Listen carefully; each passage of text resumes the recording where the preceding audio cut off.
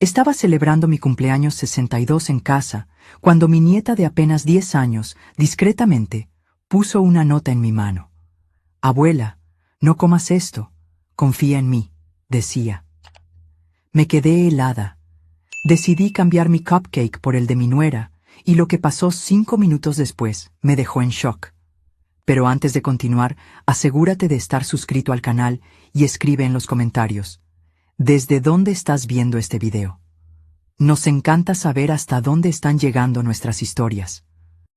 Mi nombre es Guadalupe, y nunca imaginé que mi cumpleaños sería el día en que mi vida sería salvada, pero también el día en que descubriría hasta dónde puede llegar la traición familiar.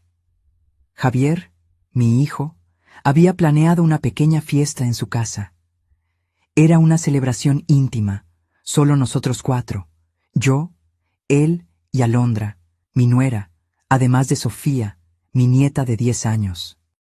Su casa era acogedora, decorada con buen gusto en tonos beige y azul, colores que Alondra siempre decía que combinaban con la energía de la familia.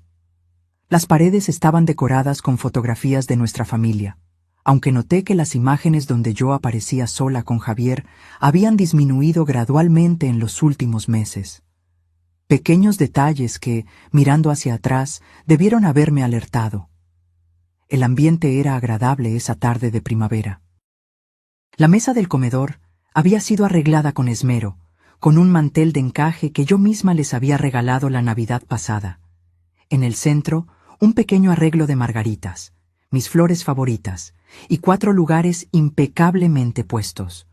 La luz del sol entraba por las amplias ventanas, creando un ambiente dorado y acogedor que contrastaba con lo que estaba a punto de suceder. Alondra había preparado mis platos favoritos: pollo asado con hierbas, papas gratinadas y una ensalada de hojas frescas. Para el postre, había hecho cupcakes de chocolate con cobertura de queso crema, una receta que yo le había enseñado en los primeros años de su matrimonio con Javier. En ese momento, lo interpreté como un gesto de cariño, una forma de honrarme. Qué ingenua fui. «Mamá, estás maravillosa hoy», dijo Javier, abrazándome al llegar. Sus ojos brillaban con ese afecto genuino que siempre me calentó el corazón. Alondra me recibió con su habitual sonrisa contenida, un beso rápido en cada mejilla y un abrazo que siempre me pareció más protocolario que afectuoso. Sofía, sin embargo, estaba diferente. Normalmente habladora y alegre, la niña parecía tensa, casi asustada. Sus grandes ojos marrones evitaban el contacto con los míos, y cuando Alondra le pidió que me diera un abrazo, lo hizo con una rigidez que me intrigó. Atribuí su comportamiento a alguna discusión familiar o problema en la escuela. Los niños a menudo cargan pequeños mundos de preocupación que los adultos no podemos imaginar. La cena transcurrió con aparente normalidad. Conversamos sobre temas cotidianos: el trabajo de Javier en la compañía de seguros, las clases de yoga para adultos mayores a las que yo había comenzado a asistir, el progreso de Sofía en la escuela. Alondra hablaba poco, pero eso no era inusual. Siempre la consideré una mujer más reservada, aunque ahora me doy cuenta de que confundí frialdad calculadora con timidez. Noté, sin embargo, pequeños detalles inquietantes. La forma en que Alondra revisaba su celular repetidamente por debajo de la mesa. La manera en que sus ojos se fijaban en mí cuando creía que yo no la estaba mirando. El tamborileo nervioso de sus dedos en la mesa. Y, más perturbador, los intercambios de miradas entre ella y Javier, miradas que parecían llevar mensajes que yo no podía descifrar. «Es hora de cantar ¡Feliz cumpleaños!», anunció Javier después de la comida, trayendo los cupcakes en una bandeja decorativa. En lugar de un pastel tradicional, Alondra había preparado varios cupcakes, y uno de ellos tenía una pequeña corona encima. Pensé que el gesto era conmovedor, ignorando la voz interior que se preguntaba por qué no había velas para soplar. Fue cuando comenzamos a cantar «Feliz cumpleaños» que Sofía, sentada a mi lado, aprovechó el momento de distracción de sus padres para deslizar un pequeño pedazo de papel en mi mano. El movimiento fue tan discreto y rápido que ni Javier ni Alondra se dieron cuenta. La niña me lanzó una mirada intensa, casi implorativa, antes de volver a cantar con una voz forzadamente animada. Con el corazón acelerado sin saber por qué, mantuve el papel cerrado en mi mano. Esperé hasta que Javier saliera a buscar la cámara de fotos y Alondra fuera a la cocina a buscar platos para servir los cupcakes. Con manos temblorosas, desdoblé el papel por debajo de la mesa, manteniéndolo escondido de todos. El mensaje, escrito con la letra infantil pero urgente de Sofía, decía: «Abuela, no comas el cupcake, tu vida corre peligro, confía en mí». Su letra parecía desesperada, como si lo hubiera escrito a toda prisa. El mundo pareció detenerse. El sonido de todo a mi alrededor se convirtió en un zumbido distante. Miré el cupcake frente a mí, tan inocente, tan tentador. Mis ojos se encontraron con los de Sofía, que me observaba con intensidad, su pequeña cabeza inclinándose en un movimiento casi imperceptible de negación. Mi primera reacción fue de incredulidad. Seguramente mi nieta estaba imaginando cosas, pero algo en los ojos de Sofía, una urgencia y miedo genuinos, me hizo dudar. Rápidamente guardé la nota en el bolsillo de mi pantalón cuando Alondra regresó con los platos. Su sonrisa parecía normal, pero ahora la veía diferente. Había algo depredador en ella, algo calculador que me hizo sentir un escalofrío en la espalda. «Abuela, elige tu cupcake», dijo Sofía con una voz extrañamente enfática. Sus ojos estaban fijos en los míos, tratando de comunicar algo más. Alondra intervino rápidamente. «No, querida, ya le separé uno especial a la abuela. Este de aquí, con esa pequeña corona, hecho con más cariño». Ella empujó el cupcake hacia mí, sus ojos se movían nerviosamente entre mi cupcake y mi rostro, como si estuviera esperando que lo comiera. Pero esperé el momento adecuado y tomé una decisión que cambiaría todo. Aprovechando un momento en que todos estaban distraídos con una historia divertida que mi hijo contaba, discretamente quité la pequeña corona de mi cupcake y lo cambié por el de Alondra. Fue un movimiento rápido, casi imperceptible. Cuando hablé de comer los cupcakes, mi hijo dijo: «Hagamos un brindis antes», propuso, levantando su copa de vino. «Por mamá, la mujer más fuerte y amorosa que conozco. ¡Feliz cumpleaños!». Brindamos, bebimos, y entonces Alondra sugirió que todos mordiéramos nuestros cupcakes juntos para tomar una foto. Fingí llevar el mío a la boca, pero no lo mordí, observando atentamente mientras Alondra le daba un generoso mordisco a lo que debía ser mi cupcake. Pasaron exactamente 10 minutos de conversación normal. Estábamos recordando historias antiguas cuando noté el primer cambio en Alondra. Su frente comenzó a brillar con un ligero sudor, a pesar del ambiente fresco. Sus manos, siempre tan controladas, temblaban levemente al sostener el vaso de agua. «¿Estás bien, querida?», preguntó Javier, notando su palidez repentina. «Creo que sí», respondió ella con voz débil. «Tal vez algo que comí no me cayó bien». Sus ojos se encontraron con los míos por un segundo. Una mirada de confusión que rápidamente se transformó en comprensión horrorizada. Ella lo sabía. Sabía que yo había cambiado los cupcakes y ahora estaba sintiendo los efectos de lo que fuera que había puesto en el mío. Sofía observaba la escena con los ojos muy abiertos, una mezcla de miedo y alivio en su pequeño rostro. Mi corazón se encogió por ella. Qué carga para una niña tan joven, descubrir que su propia madre era capaz de tal maldad. «No me siento bien», murmuró Alondra, levantándose bruscamente. Sus piernas se dieron casi de inmediato, y Javier apenas tuvo tiempo de sostenerla antes de que cayera. «Alondra», gritó él, el pánico evidente en su voz. «¿Qué está pasando? Estás pálida». Ella no pudo responder. Sus ojos se voltearon y comenzó a temblar descontroladamente, un sudor frío cubriendo su rostro ahora grisáceo. «Llama a una ambulancia», ordené, manteniendo la calma a pesar del caos interior que sentía. «Ahora, Javier». Mientras mi hijo corría al teléfono, me arrodillé al lado de Alondra. No por compasión, aunque parte de mí estaba horrorizada con lo que estaba presenciando, sino para asegurarme de que sobreviviera para enfrentar las consecuencias de sus acciones. Sofía se acercó a mí, temblando.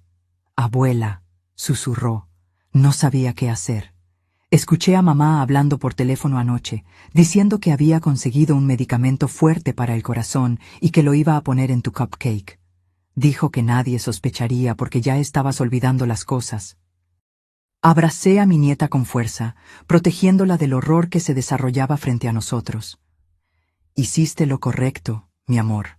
Salvaste mi vida. El viaje en ambulancia al hospital fue una pesadilla. Alondra había perdido el conocimiento por completo. Los paramédicos trabajaban frenéticamente, hablando de digoxina y posible envenenamiento. Javier estaba en shock, dividido entre el miedo por su esposa y la confusión sobre lo que realmente había sucedido. «Mamá, ¿qué está pasando?», me preguntó en el asiento trasero de la ambulancia, su voz quebrada. «¿Cómo sucedió esto?». Sostuve la nota de Sofía en mi bolsillo, sabiendo que el momento de la verdad había llegado. Pero antes de que pudiera responder, llegamos al hospital, y la urgencia de salvar a Alondra pospuso la conversación que cambiaría a nuestra familia para siempre. Mientras los médicos luchaban por estabilizarla, me senté en la sala de espera fría e impersonal, con Sofía dormida en mi regazo y el peso de la verdad presionando mi corazón. ¿Qué le diría a Javier? ¿Cómo le explicaría que su esposa, la mujer que amaba, había intentado matarme? Y, lo más importante, ¿cómo protegería a mi nieta de las consecuencias de haber expuesto a su propia madre? Las luces fluorescentes del hospital parecían intensificar la irrealidad de la situación. Hace unas horas estábamos celebrando mi cumpleaños. Ahora estaba a punto de desentrañar una trama de traición familiar que ninguno de nosotros jamás podría haber imaginado. El médico que nos atendió parecía demasiado joven para cargar con el peso de las noticias que traía. Sus ojos oscuros mostraban una seriedad que hizo que mi corazón se acelerara de aprensión. «Señora Morales», se dirigió a mí. «Soy el doctor Ramírez. Necesitamos hablar sobre la condición de la señora Cepeda». Javier, que estaba sentado a mi lado sosteniendo la mano de Sofía, se levantó de inmediato. «¿Cómo está mi esposa, doctor? ¿Va a estar bien?». El médico dudó, eligiendo sus palabras con cuidado. «Está estable por ahora, pero encontramos algo muy preocupante en los análisis de sangre». Miró a Sofía, que estaba despierta pero callada, sus ojos grandes, observando todo. «¿Tal vez deberíamos hablar en privado?».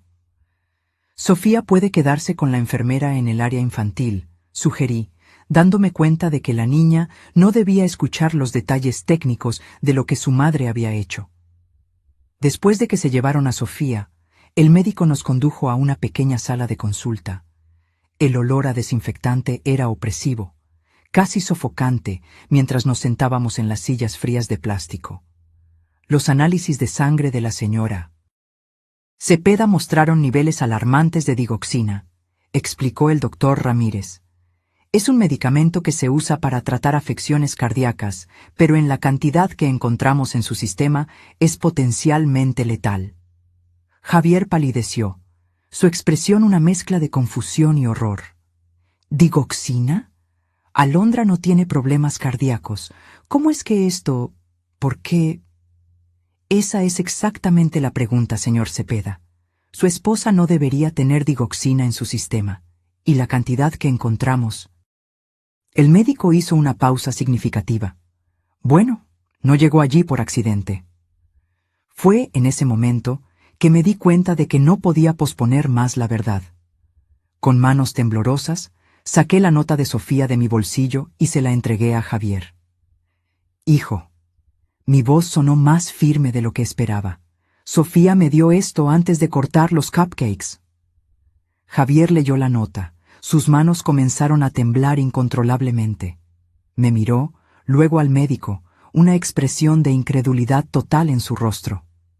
«No puede ser», murmuró.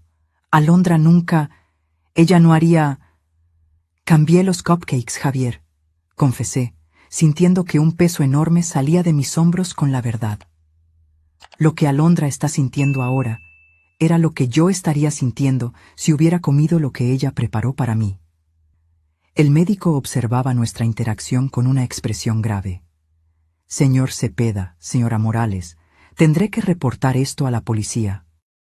El envenenamiento es un asunto serio, especialmente considerando los niveles de toxicidad que encontramos. Javier parecía haber envejecido 10 años en pocos minutos. Debe haber algún error, insistió, aunque su voz había perdido la convicción. Tal vez fue un accidente. Tal vez confundió los ingredientes. Hijo, le dije suavemente, sabes que no fue un accidente. Sofía escuchó a Alondra hablando de esto por teléfono. Y piensa bien. ¿No notaste cambios en mi comportamiento en los últimos meses?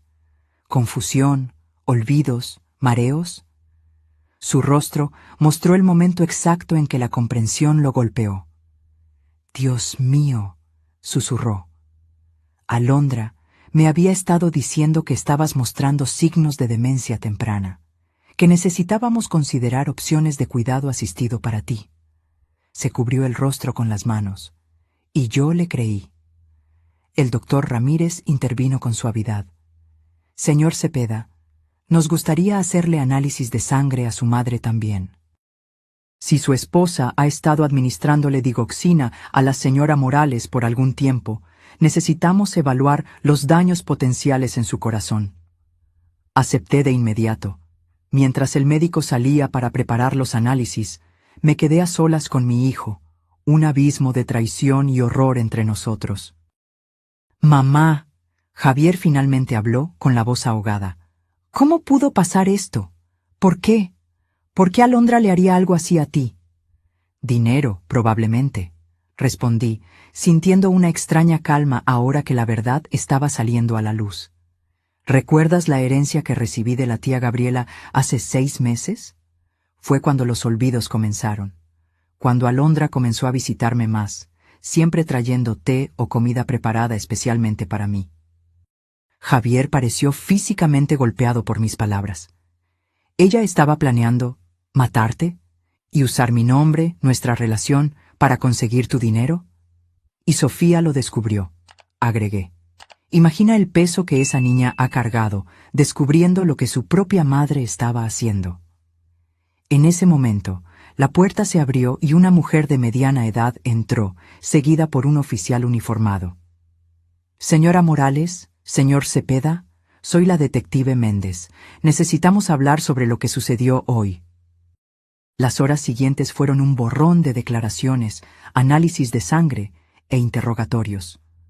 La detective Méndez era meticulosa y compasiva, especialmente al hablar con Sofía.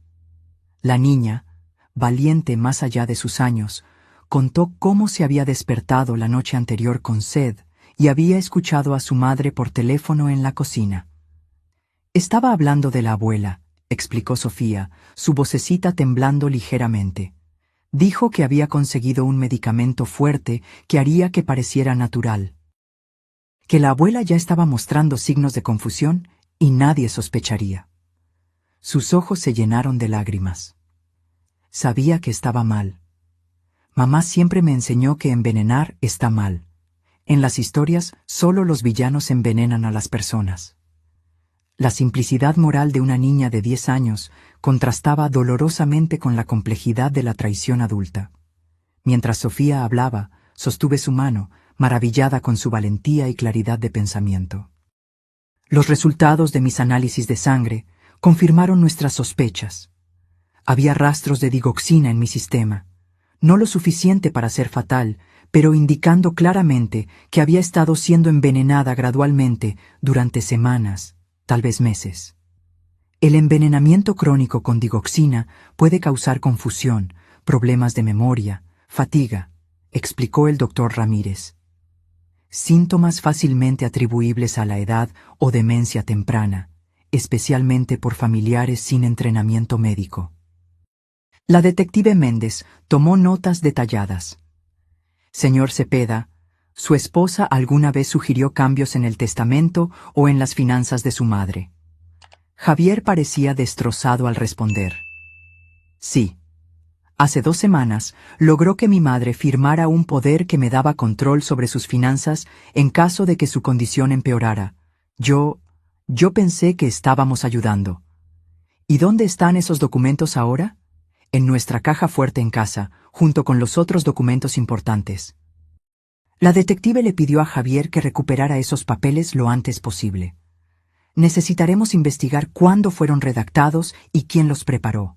Los documentos obtenidos bajo falsas premisas o coerción son legalmente inválidos. Mientras esta conversación sucedía, yo observaba a Sofía, que se había acurrucado en una silla en la esquina de la sala.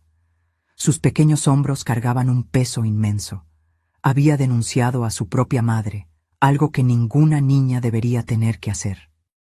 Me acerqué a ella y me arrodillé, ignorando el dolor en mis rodillas. Sofía, mi amor, quiero que sepas que hiciste lo correcto. Fuiste muy, muy valiente. Sus ojos, tan parecidos a los de Javier, se encontraron con los míos. ¿Mamá irá a prisión? ¿Cómo responder a eso? ¿Cómo explicarle a una niña que sí, su madre probablemente iría a prisión por intentar matar a su abuela? ¿Que nuestra familia nunca más sería la misma? No sé qué va a pasar con tu madre, respondí honestamente. Pero sé que tú, tu papá y yo estaremos juntos. Nos cuidaremos unos a otros, pase lo que pase. Ella asintió, una comprensión más allá de su edad en sus ojos. Mamá hizo algo muy malo, ¿verdad? Sí, querida, respondí, sosteniendo sus pequeñas manos en las mías. Pero eso no significa que hiciste algo malo al contarnos. Salvaste mi vida, Sofía. Esa noche, ninguno de nosotros regresó a casa. Javier y Sofía se quedaron conmigo en un hotel cerca del hospital. Ninguno de nosotros queriendo enfrentar la casa que ahora parecía contaminada por la traición de Alondra. Sofía durmió entre nosotros en una cama grande, su respiración finalmente tranquila después de horas de llanto. En la oscuridad de la habitación, Javier me susurró: «Mamá, ¿cómo vamos a seguir adelante después de esto? ¿Cómo le explicamos a Sofía que su madre intentó...?» No pudo completar la frase. Día a día, respondí, sintiendo el peso y la sabiduría de mis 62 años. Así es como seguimos, un día a la vez, con verdad y amor. Mientras Sofía dormía entre nosotros, un símbolo de la inocencia en medio de la traición, me prometí a mí misma que, de alguna manera, encontraríamos un camino a través de esta pesadilla. No solo por mí, no solo por Javier, sino principalmente por esta niña valiente que había sacrificado tanto por hacer lo que era correcto. A la mañana siguiente, nos informaron que Alondra había recuperado el conocimiento. Su estado era estable, aunque los médicos continuaban monitoreando su corazón de cerca. La detective Méndez sugirió que la confrontara, con la policía presente para registrar cualquier confesión o declaración incriminatoria. No estoy segura de poder enfrentarla, confesé, sintiendo un temblor en las manos al pensar en mirar a los ojos de la mujer que había planeado metódicamente mi muerte. Lo entiendo completamente, respondió la detective con amabilidad. Pero su testimonio directo sería muy valioso para el caso, y francamente, señora Morales, muchas víctimas encuentran un cierto cierre al confrontar a sus agresores. Javier se ofreció a ir conmigo, pero decidimos que Sofía debería quedarse con una asistente social durante esa visita. La niña ya había enfrentado suficiente trauma, y verla ciertamente desestabilizaría a Alondra, potencialmente comprometiendo el interrogatorio. Caminando por los pasillos del hospital hacia la habitación de Alondra, sentí como si estuviera caminando hacia mi propia ejecución. El olor a desinfectante parecía más fuerte, las luces fluorescentes más duras. Javier sostenía mi brazo, pero no sabía si era para darme apoyo o para buscar fuerza. 2 policías uniformados custodiaban la puerta de la habitación. Adentro, Alondra estaba pálida contra las sábanas blancas, tubos intravenosos conectados a su brazo. Cuando nos vio, su rostro mostró una mezcla desconcertante de emociones: sorpresa, miedo Y luego, rápidamente, una máscara de preocupación y vulnerabilidad. Guadalupe, dijo con voz débil, extendiendo una mano hacia mí. Gracias a Dios que estás bien. Estaba tan asustada. La facilidad con la que asumió el papel de víctima preocupada me dejó momentáneamente sin palabras. Era como si estuviéramos en realidades completamente diferentes. No, Alondra, respondí finalmente, manteniendo distancia de la cama. No vamos a hacer esto. Sabemos lo que hiciste. Sofía escuchó tu conversación telefónica. Sabemos lo de la digoxina. Al mencionar a Sofía, vi el primer destello de genuino shock en su rostro. No había considerado que su hijastra pudiera ser la fuente de la denuncia. Por un momento, su máscara se deslizó, revelando algo frío y calculador en sus ojos. No sé de qué estás hablando, insistió, pero su voz había perdido la fragilidad fingida. Estoy confundida.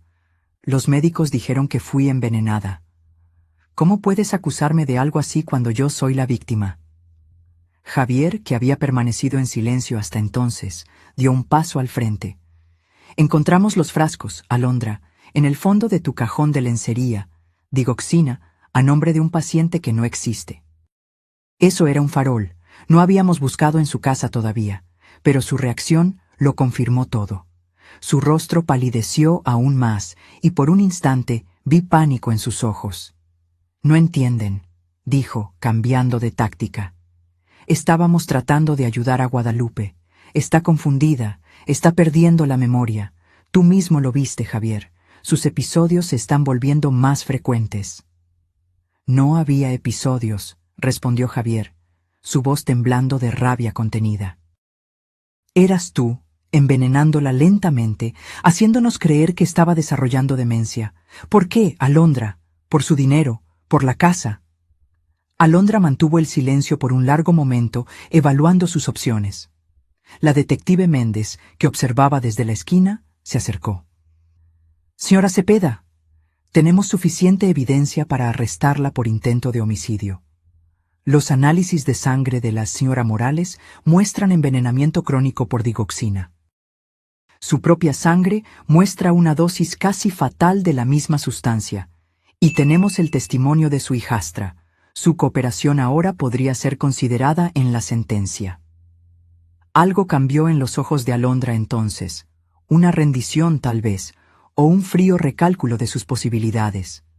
Se recostó en las almohadas, repentinamente pareciendo más compuesta, casi profesional. Guadalupe está vieja, dijo simplemente, como si constatara un hecho meteorológico. ¿Tiene, qué, 62 años? ¿Cuánto más de vida útil y digna le quedaría? ¿5 años? ¿10? ¿Y luego qué? Pañales, confusión, una carga para todos nosotros. Sus palabras me golpearon como golpes físicos. La crueldad casual, la forma en que había reducido mi existencia a una inconveniencia con fecha de vencimiento. Le estaba ofreciendo una salida misericordiosa, continuó Alondra. Una muerte tranquila, sin dolor, sin la indignidad del deterioro. Y sí, luego Javier tendría la herencia, que es su derecho como hijo único. Él podría finalmente dejar ese trabajo mediocre. Podríamos darle a Sofía la educación que se merece. Intentaste matarme, dije, encontrando mi voz finalmente. Te acercaste a mí, fingiste que te importaba, mientras me envenenabas poco a poco. ¿Cómo pudiste, Alondra? Confié en ti. Por primera vez, algo parecido a emoción genuina cruzó su rostro. No remordimiento, sino una especie de irritación impaciente. Por favor, Guadalupe, no seas tan dramática. ¿Crees que eres especial? Solo eres una anciana con dinero. Hay miles como tú, aferrándose a recursos que podrían beneficiar a la generación más joven. Javier avanzó, su rostro contorsionado de furia. Cállate. ¿Cómo puedes hablar así de mi madre? ¿Cómo pudiste hacernos esto a nosotros? ¿A Sofía? ¿Pensaste en cómo esto afectaría a tu propia hija? Sofía es joven, respondió Alondra fríamente. Lo superará. Los niños son resilientes. La detective Méndez le hizo un gesto al oficial que estaba grabando la conversación. Creo que tenemos suficiente. Señora Cepeda, está formalmente arrestada por el intento de homicidio de Guadalupe Morales. Tiene el derecho de permanecer en silencio. Mientras la detective recitaba los derechos de Miranda, observé el rostro de Alondra. No había arrepentimiento allí, solo una especie de cálculo frío, como si aún estuviera evaluando ángulos, buscando una salida. Sus ojos se encontraron con los míos por última vez, y vi algo que me heló hasta la médula. No odio o rabia, sino una indiferencia total hacia mi valor como ser humano. Salimos de la habitación en silencio, Javier y yo sosteniéndonos el uno al otro. En el pasillo, lejos de los oídos de Alondra, él se desmoronó, apoyándose en la pared y deslizándose hasta el suelo. «¿Cómo no lo vi?», sollozó, cubriéndose el rostro con las manos. «¿Cómo pude ser tan ciego? Ella estaba envenenando a mi madre justo debajo de mi nariz, y yo no solo no me di cuenta, sino que la ayudé, creyendo las mentiras sobre la demencia». Me arrodillé a su lado, ignorando el dolor en mis viejas rodillas, y sostuve su rostro entre mis manos. «Hijo, no tenías forma de saberlo. Alondra es manipuladora, es lo que hace, nos engañó a todos. Pero soy tu hijo», insistió, con la voz ahogada. «Debería protegerte.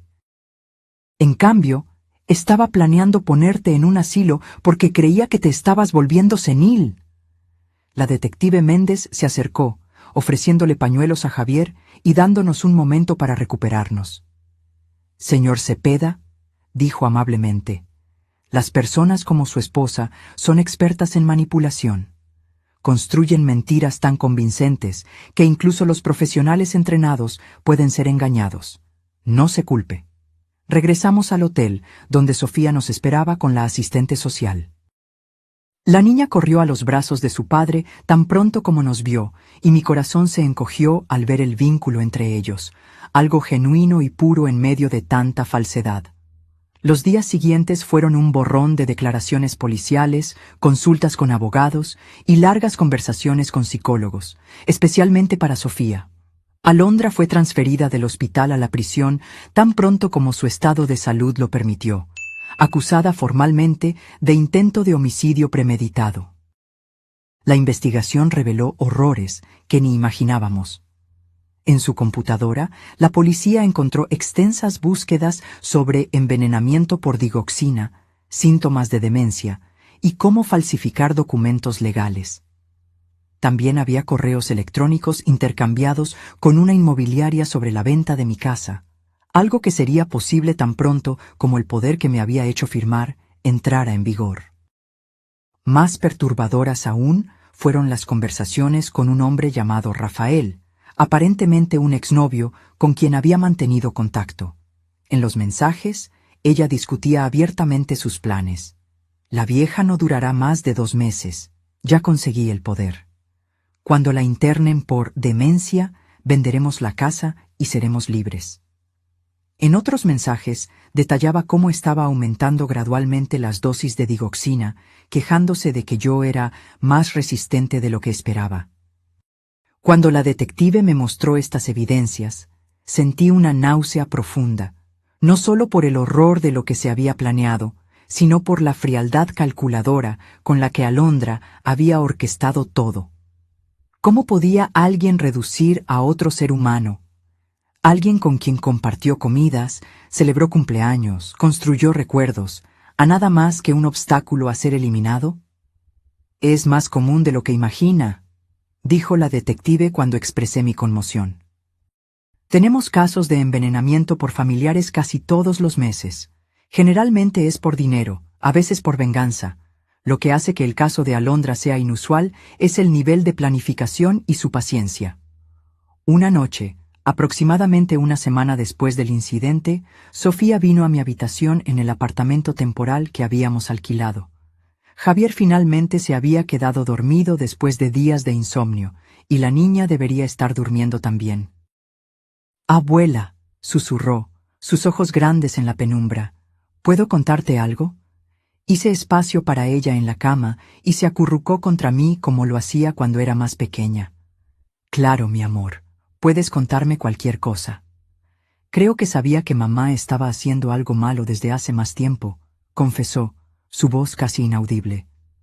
Ella cambió después de que usted recibió ese dinero de la tía abuela. Comenzó a hablar de cómo usted se estaba poniendo vieja, cómo necesitábamos prepararnos para cuando usted ya no pudiera cuidarse sola. Mi corazón se encogió al pensar en la carga que esta niña había llevado. ¿Por qué no dijiste nada antes, querida? Sofía se quedó en silencio por un momento. Porque era mi mamá, respondió finalmente. Siempre debes confiar en tu mamá, ¿verdad? Pero luego... Su voz se quebró. Luego la escuchaste en el teléfono, completé suavemente. Ella asintió contra mi hombro. Se estaba riendo, abuela, riendo mientras hablaba de cómo iba a poner el medicamento en su cupcake especial, diciendo que sería poético que usted muriera en su propio cumpleaños. Un pequeño sollozo se escapó. ¿Cómo puede una mamá hacer algo así? No había una respuesta adecuada para esa pregunta. ¿Cómo explicarle a una niña de 10 años que algunas personas nacen sin la capacidad de sentir empatía, sin esa conexión fundamental que nos hace humanos? ¿Cómo darle sentido a lo que ni yo misma podía comprender? Algunas personas están enfermas por dentro, Sofía, dije finalmente.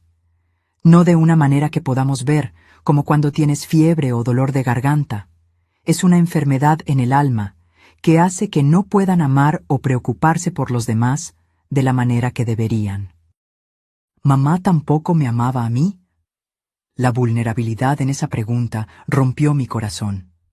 Amor, no sé si Alondra es capaz de amar a alguien de la manera en que tú y yo entendemos el amor. Pero sé que tu padre te ama más que a nada en el mundo, y yo también te amo, mi valiente niña. Ella se quedó en silencio por un largo momento, procesando esto con la sabiduría más allá de sus años, que los niños que enfrentan traumas a menudo desarrollan. ¿Puedo dormir aquí con usted hoy, abuela? Claro que puedes, mi amor. Mientras Sofía se dormía en mis brazos, contemplé el futuro incierto que teníamos por delante. El juicio de Alondra, el divorcio inevitable, las cicatrices emocionales que todos llevaríamos, especialmente esta pequeña guerrera que se había visto obligada a elegir entre la lealtad a su madre y hacer lo que era correcto. Pero debajo del dolor y la traición había un hilo de esperanza. Nosotros tres, Javier, Sofía y yo, habíamos sido unidos por esta terrible experiencia de una manera que tal vez no hubiera sido posible de otra forma. Las mentiras habían sido expuestas, la manipulación eliminada. Lo que quedaba era real, un amor genuino, basado no en falsas pretensiones o agendas ocultas, sino en una verdad compartida, por más dolorosa que fuera. Superaremos esto, susurré a la Sofía dormida, una promesa para ella y para mí misma. Juntos encontraremos un camino a través de esta oscuridad. El juicio de Alondra comenzó 6 meses después de mi fatídico cumpleaños. Medio año de preparación emocional y legal, de sesiones de terapia y noches de insomnio. Medio año de reconstruir nuestra pequeña familia a partir de los escombros de la traición. El tribunal era un imponente edificio de piedra gris, frío y formal como el sistema de justicia que representaba. Me senté en la primera fila, con Javier a mi lado y Sofía entre nosotros, todos vestidos con ropa formal y expresiones solemnes. La fiscal, una mujer de mediana edad llamada Carmen Vázquez, nos había preparado meticulosamente para este momento, pero nada podía realmente prepararnos para ver a Alondra entrar escoltada, vestida con un simple traje gris, el cabello recogido en un moño estricto. Parecía más pequeña de alguna manera, despojada del poder que una vez ejerció sobre nuestras vidas. Sus ojos recorrieron el tribunal, deteniéndose brevemente en nosotros. Cuando su mirada se encontró con la de Sofía, vi algo que nunca antes había notado. Una chispa de algo casi humano, rápidamente suprimida. La jueza, la honorable María Elena Gutiérrez, era una mujer de presencia imponente y mirada penetrante. «Estamos aquí para el caso del Estado contra Alondra Cepeda», acusada de intento de homicidio premeditado, abuso de ancianos, envenenamiento, falsificación de documentos y fraude. Su voz resonó en la sala silenciosa. Mi testimonio fue el primero. Caminé hasta el estrado de testigos con pasos que esperaba que parecieran más firmes de lo que me sentía. Mientras juraba decir la verdad, noté cómo mis manos estaban arrugadas bajo las luces brillantes del tribunal, manos que habían cocinado para Alondra, que habían sostenido a la recién nacida Sofía, que ahora temblaban ligeramente al ser levantadas para el juramento. La fiscal me guió a través de la narrativa de los eventos con una delicadeza profesional. Conté sobre los olvidos que comenzaron después de recibir la herencia de la tía Gabriela. Sobre cómo Alondra comenzó a visitarme con más frecuencia, siempre trayendo comida o té. Sobre cómo gradualmente comencé a sentirme confundida, a dudar de mi propia mente. Señora Morales, preguntó la fiscal, ¿cuáles eran sus síntomas durante ese periodo? Mareo, confusión, fatiga extrema, respondí, sintiendo el peso de los recuerdos. Había días en que no podía recordar lo que había hecho por la mañana, momentos en que me perdía en medio de una frase. Empecé a pensar que estaba desarrollando demencia, como mi esposo. ¿Y estos síntomas ocurrían con algún patrón específico? Siempre empeoraban después de las visitas de Alondra. En ese momento lo atribuía a la agitación de tener compañía. Ahora sé que era porque ella estaba poniendo digoxina en mi comida o bebida. La defensa, naturalmente, intentó desacreditar mi testimonio. El abogado de Alondra, un hombre delgado con ojos calculadores, insinuó que yo realmente podría estar sufriendo de demencia temprana y que las acusaciones eran el resultado de confusión mental. Sugirió que tal vez yo había puesto la digoxina en el cupcake de Alondra en un momento de paranoia. «Señora Morales», preguntó con falsa solicitud, ¿no es cierto que su propia madre fue diagnosticada con Alzheimer a los 63 años? ¿Solo un año más que su edad actual? Mantuve la compostura, aunque sentí que mi rostro se calentaba de indignación. Mi madre tuvo Alzheimer, sí, pero a diferencia de su condición, mis síntomas comenzaron y se detuvieron de acuerdo con la presencia de su cliente en mi vida, y, curiosamente, desaparecieron por completo después de mi envenenado cumpleaños. Los resultados de los análisis médicos hablaron por sí solos. Los informes toxicológicos mostraron claramente la presencia de digoxina en mi sistema, no en niveles letales, pero consistentes con envenenamiento crónico. El testimonio del doctor Ramírez confirmó que mis síntomas eran totalmente compatibles con intoxicación por digoxina, no con demencia. Pero fue el testimonio de Sofía lo que silenció la sala del tribunal. Pequeña y solemne en su vestido azul marino, habló con una claridad que hizo que varios jurados se secaran los ojos. «Escuché a mi mamá en el teléfono», dijo, su voz sorprendentemente firme. Se estaba riendo de poner medicamento en el cupcake especial de la abuela. Dijo que sería el último cumpleaños de ella. «¿Y qué hiciste después de escuchar eso, Sofía?», preguntó suavemente la fiscal. Me dio miedo. No sabía qué hacer. Luego recordé lo que la maestra siempre dice sobre ver algo malo. Si ves algo, di algo. Así que le escribí una nota a la abuela. Fue una decisión muy valiente, comentó la fiscal. ¿Tenías miedo de lo que podría pasar? Sofía miró directamente a Alondra por primera vez. Tenía miedo de que la abuela muriera, y tenía miedo de que mi mamá se enojara conmigo. Pero la abuela siempre me enseñó que tenemos que hacer lo correcto, incluso cuando es difícil. En las semanas que siguieron, el juicio reveló la extensión completa de los planes de Alondra. Expertos forenses recuperaron correos electrónicos borrados, historiales de búsqueda y mensajes de texto que pintaban un cuadro de una manipulación meticulosamente planeada. Las evidencias médicas eran incuestionables. Los documentos legales que me había hecho firmar fueron claramente obtenidos bajo coerción y falsas premisas. Más devastador aún fue el descubrimiento, a través de la investigación más profunda de la detective Méndez, de que Alondra había hecho esto antes. Una anciana en Tijuana, prima lejana de su primer marido, había muerto en circunstancias similares 3 años antes. Elena Gómez, de 76 años, había dejado una modesta herencia a Alondra después de una repentina enfermedad degenerativa. Los familiares habían sospechado, pero sin pruebas concretas, nada se pudo hacer en ese momento. El patrón es idéntico, explicó la detective en el tribunal. Acercamiento gradual, ganancia de confianza, sugerencias de deterioro mental, aislamiento de la víctima de otros familiares, documentos legales modificados y, finalmente, una muerte que parecía natural. Cuando llegó el turno de Alondra de testificar, su estrategia había cambiado. Ya no era la manipuladora segura que yo había confrontado en el hospital, ahora se presentaba como una mujer rota, víctima de abuso en la infancia, sufriendo de trastorno límite de la personalidad que la hacía incapaz de comprender completamente la moralidad de sus acciones. Yo solo quería lo mejor para nuestra familia, dijo, con lágrimas perfectamente cayendo por su rostro. Javier era infeliz en su trabajo. Sofía necesitaba una mejor educación. Yo no estaba pensando con claridad. Simplemente vi una solución para nuestros problemas. Observé su actuación con una mezcla de fascinación y repulsión. Había algo casi admirable en la forma en que podía reinventarse, adaptando su personalidad a las circunstancias como un camaleón.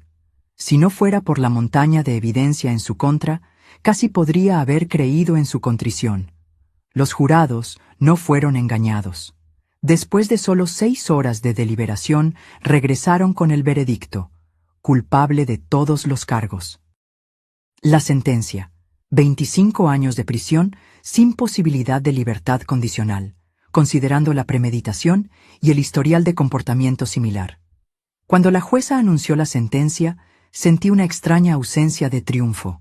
No había alegría en ver una vida desperdiciada de esa manera, solo un profundo cansancio y un deseo de seguir adelante. Sofía lloró en silencio al lado de Javier, no de tristeza por la condena de su madre, sino de alivio por el fin de la pesadilla. Al salir del tribunal ese día, bajo el cielo claro de otoño, me di cuenta de que finalmente éramos libres, no solo de la amenaza física que Alondra representaba, sino del poder emocional que había ejercido sobre nosotros. ¿Qué hacemos ahora?, preguntó Javier mientras caminábamos hacia el auto, Sofía sosteniendo nuestras manos entre nosotros, formando una pequeña cadena humana de sobrevivientes. Vivimos, respondí simplemente. Curamos, reconstruimos. En los meses que siguieron al juicio, hicimos exactamente eso. Javier vendió la casa donde había vivido con Alondra. Ninguno de nosotros podía soportar las memorias impregnadas en esas paredes, y encontró un apartamento alegre con ventanas grandes que llenaban las habitaciones de luz. Sofía cambió de escuela, un nuevo comienzo donde no sería la niña cuya madre intentó matar a su abuela. Yo también hice cambios. Vendí mi antigua casa, llena de recuerdos ahora manchados, y compré una pequeña casa de 2 habitaciones cerca del apartamento de Javier. Planté un jardín en el patio trasero, algo que siempre quise hacer, pero nunca había encontrado tiempo o energía. Había algo profundamente terapéutico en hundir las manos en la tierra, en nutrir vida nueva después de haber estado tan cerca de la muerte. Sofía pasaba las tardes conmigo después de la escuela mientras Javier trabajaba. Juntas, hacíamos pasteles y galletas, reclamando nuestras tradiciones culinarias del veneno de la traición. Yo le enseñaba a tejer, a jugar ajedrez, a reconocer las constelaciones en el cielo nocturno. A cambio, ella me enseñaba a usar una tableta, a jugar sus videojuegos favoritos, a comprender las complejidades de la música que los jóvenes escuchaban hoy en día. Gradualmente, las heridas comenzaron a cicatrizar. No perfectamente, siempre habría cicatrices, pero lo suficiente para que pudiéramos encontrar alegría de nuevo, para que pudiéramos confiar, aunque con cautela. Un año después del incidente del cupcake, celebramos mi cumpleaños 63. Fue una fiesta sencilla en el jardín de mi nueva casa, solo nosotros 3, más algunos nuevos amigos que había hecho en el grupo de apoyo para sobrevivientes de abuso de ancianos al que comencé a asistir. Javier preparó una parrillada y Sofía había decorado el patio con linternas de colores. No hubo cupcakes. Creo que nunca más podríamos mirar uno sin recordar. En su lugar, Sofía y Javier prepararon un pastel simple de chocolate. Cuando se encendieron las velas, miré los rostros a mi alrededor, iluminados por la luz dorada. Rostros de personas que me amaban genuinamente, sin segundas intenciones ni agendas ocultas. «Pide un deseo, abuela», dijo Sofía, con sus ojos brillando. Cerré los ojos y deseé lo que ya habíamos comenzado a construir. Una vida de verdad, de confianza restaurada, de amor que sana. Cuando soplé las velas, sentí no solo el peso de mis 63 años, sino también la ligereza de quien ha ganado una segunda oportunidad. Han pasado 3 años desde el cumpleaños, que casi fue mi último. Hoy, a los 65 años, me encuentro reflexionando sobre todo lo que ha cambiado y todo lo que he aprendido sobre la confianza, la traición y, sorprendentemente, el perdón. Javier encontró un nuevo amor. Carmen es profesora de literatura en la universidad local, una mujer de risa fácil y ojos amables que entró en nuestras vidas como una brisa fresca después de una tormenta. Al principio, Javier estaba reacio, cargando el peso de la culpa y el miedo. «¿Y si no puedo ver las señales de nuevo?», me confesó una noche. «¿Y si mi juicio está permanentemente comprometido?». «Hijo», respondí, sosteniendo sus manos, «lo que sucedió no fue un fallo de tu juicio. Fue el resultado de la habilidad excepcional de Alondra para manipular y engañar. Y ahora todos nosotros tenemos detectores de mentiras más agudos». Cuando Carmen vino a cenar a mi casa por primera vez, la observé con ojos entrenados por la amarga experiencia. Pero donde Alondra había mostrado sonrisas calculadas e interés superficial, Carmen ofrecía risas genuinas y curiosidad sincera. Donde Alondra había aislado a Javier de mí, Carmen incentivaba nuestra relación, sugiriendo a menudo actividades para los 3, y pronto para los 4, incluyendo a Sofía. Sofía, ahora de 13 años, floreció bajo el cuidado constante de su padre y mi amor incondicional. La terapia la ayudó a procesar la traición de su madre y a entender que no había sido su culpa. «Tomaste la decisión más valiente y correcta posible», le aseguró su terapeuta repetidamente. «Salvaste a tu abuela y ayudaste a tu madre a enfrentar las consecuencias de sus elecciones». Aún hay días difíciles, por supuesto. Días en que Sofía regresa de la escuela con ojos rojos porque algún niño cruel mencionó a su madre asesina. Días en que se pregunta si también podría volverse como Alondra, un miedo que abordamos de inmediato con amor y terapia. La bondad no es solo algo con lo que nacemos, le expliqué durante una de esas crisis. También es una elección que hacemos todos los días, y tú, mi querida, haces esa elección constantemente. La vida de Alondra en prisión sigue siendo una presencia periférica en nuestras vidas. Ella escribe cartas ocasionalmente, a Javier, a Sofía, incluso a mí. Las primeras eran manipuladoras, llenas de autovictimización e intentos sutiles de sembrar discordia. «Tu padre nunca te cuenta la verdad completa, Sofía», escribió una vez. «Pregúntale sobre nuestra cuenta bancaria secreta». No había cuenta secreta, solo otro intento de crear desconfianza. Con el tiempo, cuando sus manipulaciones no obtuvieron respuesta, las cartas se volvieron más honestas, o al menos tan honestas como alguien como Alondra puede ser. «No sé por qué hice lo que hice», escribió en su carta más reciente. «Hay algo roto en mí que no puedo arreglar». Javier lee las cartas. Responde ocasionalmente con actualizaciones simples sobre la vida de Sofía, pero mantiene límites firmes. Sofía, después de una cuidadosa consideración y discusiones con su terapeuta, decidió no leer las cartas de su madre hasta sentirse emocionalmente preparada, tal vez cuando sea mayor. Yo, sorprendentemente, respondí a una de las cartas de Alondra. no por un deseo de reconciliación o por una necesidad no resuelta de confrontación, sino por algo más complejo, un deseo de entender lo incomprensible. ¿Por qué yo?, le pregunté directamente. De todas las personas con recursos que podrías haber elegido como objetivo, ¿por qué la madre de tu marido? Su respuesta llegó semanas después, escrita con una letra extrañamente infantil para una mujer de su inteligencia. Estabas allí. Confiabas en mí. Era fácil. La crueldad casual de esas palabras me golpeó de una manera que ni siquiera sus acciones anteriores lo habían hecho. La aleatoriedad de eso. Podría haber sido cualquier persona con dinero que se cruzara en su camino y bajara la guardia. Este entendimiento trajo consigo un tipo extraño de liberación.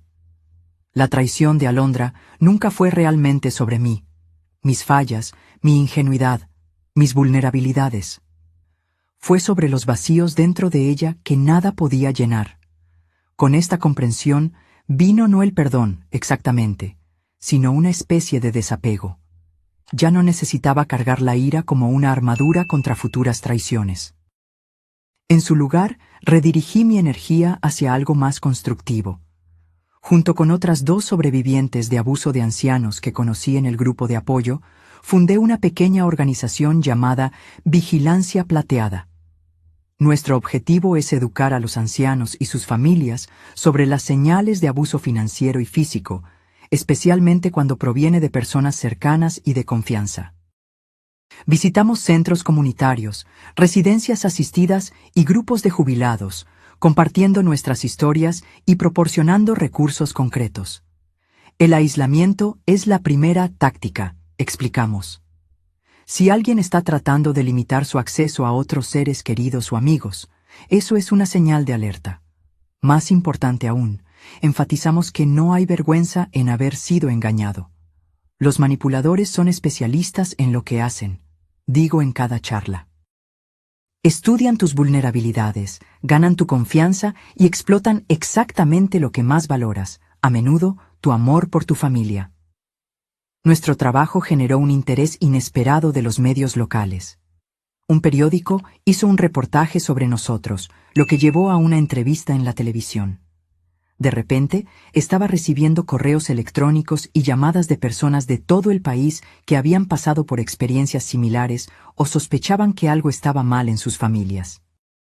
Mi nuera insiste en que me estoy volviendo confusa, escribió una mujer de 78 años. Pero solo me siento así después de que ella me trae su té especial. Orientamos a esta señora a buscar ayuda médica de inmediato y a contactar a las autoridades. Semanas después, nos escribió de nuevo, confirmando que los análisis toxicológicos habían detectado sedantes en su sistema. Este trabajo se convirtió en mi misión, mi forma de transformar la traición en algo significativo. Cada persona que ayudamos a protegerse es una pequeña victoria contra lo que Alondra representa, la explotación de los vulnerables por aquellos que deberían cuidarlos. En casa, nuestra pequeña familia expandida encontró nuevos ritmos y tradiciones. Carmen se mudó al apartamento de Javier el año pasado, trayendo su colección de libros antiguos y su gato negro llamado Shakespeare. Sofía, inicialmente cautelosa con esta nueva figura materna, gradualmente bajó sus defensas cuando se dio cuenta de que Carmen no tenía interés en reemplazar a nadie, ni a su madre biológica, ni la relación especial que tenía conmigo. Nuestras noches de domingo se volvieron sagradas. Nos juntamos a cenar, a veces en mi casa, a veces en su apartamento, y cada uno de nosotros comparte un momento de gratitud de la semana. Es una práctica simple, pero que nos mantiene anclados en el presente, apreciando lo que tenemos en lugar de rumiar el pasado. Estoy agradecida por mi nueva amiga Lucía, compartió Sofía recientemente. Fue la única en la clase que me defendió cuando Miguel hizo esa broma sobre que mi mamá está en la cárcel. Estoy agradecido por tu fuerza, Sofía, dijo Javier, sus ojos brillando de orgullo. Me enseñas todos los días lo que significa tener coraje. Estoy agradecida por estos momentos, agregó Carmen, por esta familia que me ha acogido con tanto amor. Cuando llegó mi turno, miré los rostros alrededor de la mesa. Mi hijo, que había encontrado la fuerza para confiar de nuevo. Mi nieta, cuya valentía a los 10 años había salvado mi vida. Y Carmen, que entró en nuestra familia rota con nada más que amor genuino. Estoy agradecida por la segunda oportunidad, dije simplemente. Por estar viva para ver este momento. Más tarde esa noche, sola en mi casa, contemplé el jardín que había plantado 3 años atrás. Las tímidas semillas se habían transformado en un pequeño paraíso de colores y vida.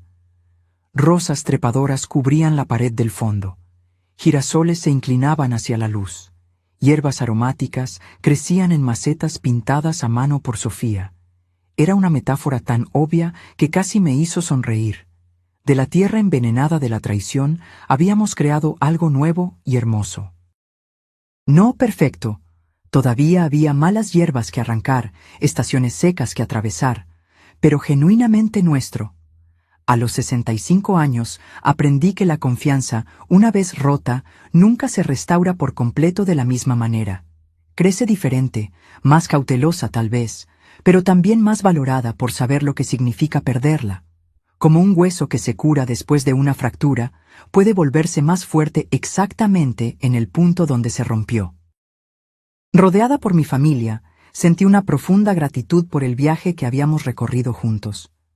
No era el camino que cualquiera de nosotros habría elegido, marcado como estaba por la traición y la casi tragedia.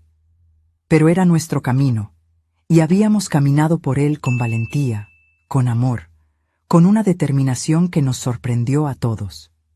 5 años después del cupcake, que casi me quita la vida, ya no me definía como una víctima, o incluso solo como una sobreviviente. Era simplemente Guadalupe, madre, abuela, defensora de causas importantes, mujer que vive cada día con una intensidad que tal vez nunca hubiera descubierto si la muerte no hubiera pasado tan cerca. La vida continúa, siempre, a veces rota, a veces reparada, pero siempre preciosa, siempre, infinitamente preciosa. Ahora, si te gustó esta historia, haz clic en este próximo video que está apareciendo en la pantalla, porque en él, la historia de traición y revuelta como nunca antes has visto.